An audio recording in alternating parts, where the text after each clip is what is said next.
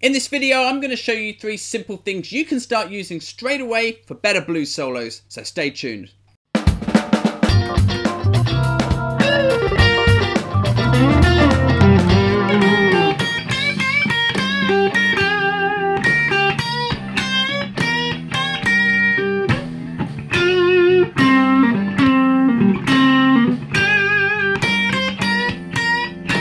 Hey there, this is James from James Should Play Guitar, and thanks for tuning in to another one of my videos. In this lesson, I'm going to show you 3 simple things you can start using in your blues solo straight away to make up some of your own cool sounding blues licks. I'm going to be demonstrating everything in this lesson in the key of G using the blues scale,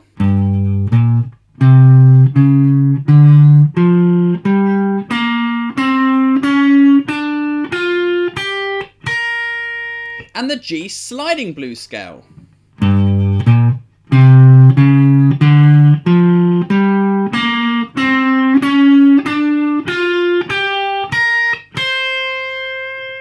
Everything I'm going to show you will sound great over 12-bar blues in the key of G, but make sure that you also move it to some other keys so that you can use it in lots of different settings. The first thing I want to show you is one of the most essential blues bends there is, and you hear it throughout the playing of all the great players. So I think it's important that you know this and you learn to use it effectively in your playing. Now, in the key of G, it's at the 8th fret on the top E string. So it's kind of sitting within the top part of our sliding scale.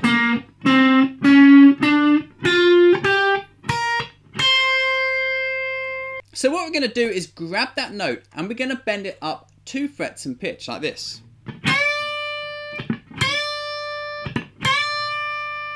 Now I'm sure you've heard that millions of times used in all sorts of licks like this.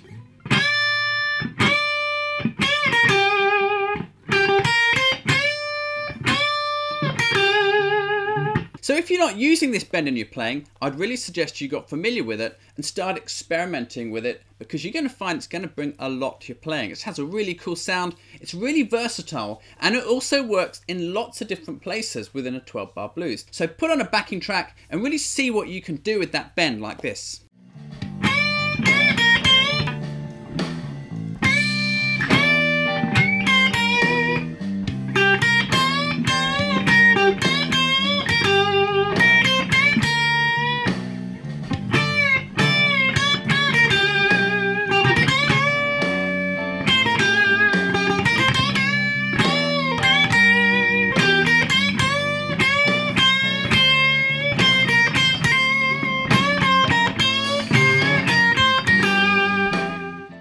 So you can see I'm absolutely hammering that bend. I'm using it in everything. Now you may think that's too over the top if you're actually performing or playing a solo, but we're not. We're just practicing using that little device, and then it's going to start to emerge naturally in our playing over time.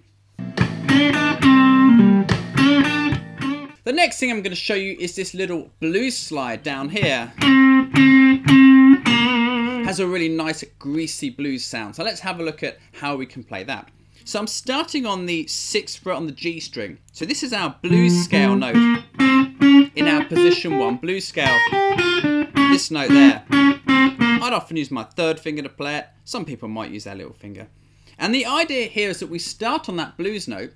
We're going to pick it and quickly slide it down 1 fret. So we get this really slippery sort of blues sound.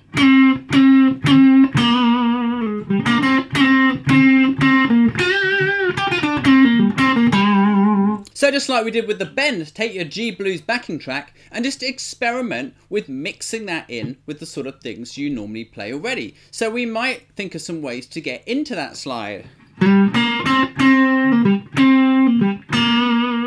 And some ways to get out of it.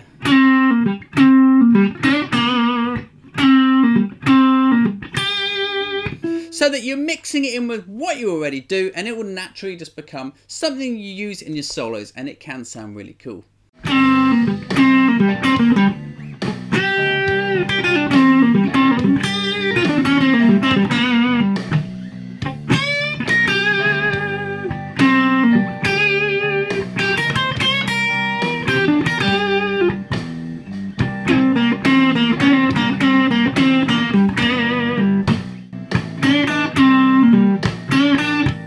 third thing that can make a big difference to your blues playing is this little blues bending technique I'm going to show you. Now, a lot of the time when you hear people do a bend, they bend the note up, but they're left holding the bend and not really sure what to do with it. Or there's like a little sort of let down at the end, which just kind of spoils the sound of it. So instead of sounding like this, they get this kind of thing. Now this is alright if you mean to do it and that's part of the sound that you want, but if not, then we want to learn how to control that, and it's very simple to do.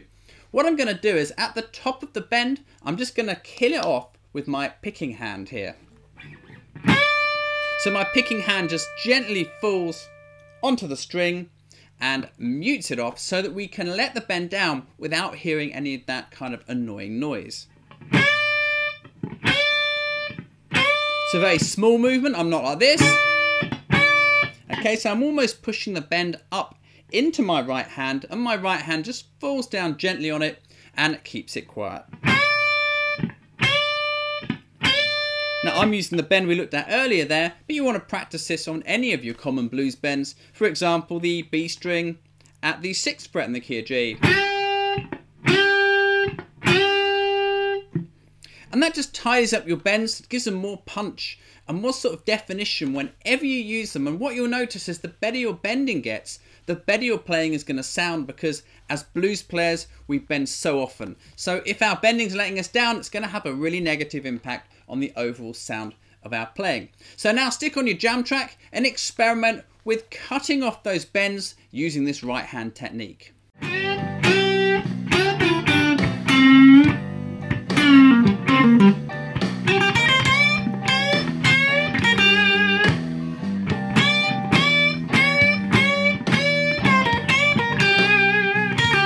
Of course, you don't have to do this to every single bend you play, but you want to be able to control it. So also experiment with bending up and letting the bend down so you do hear it.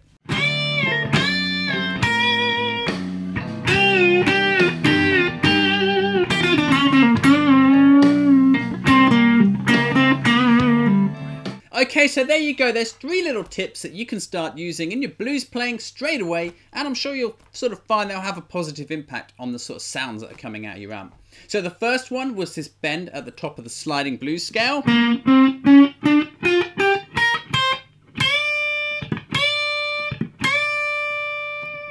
The second one was this little bluesy slide down here.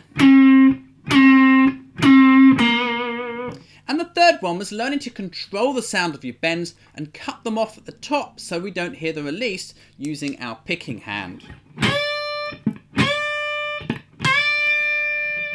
So grab a 12-bar blues in the key of G backing track and just work for playing around with each of these concepts for about a minute and then move on to the next one. You don't have to spend hours on it.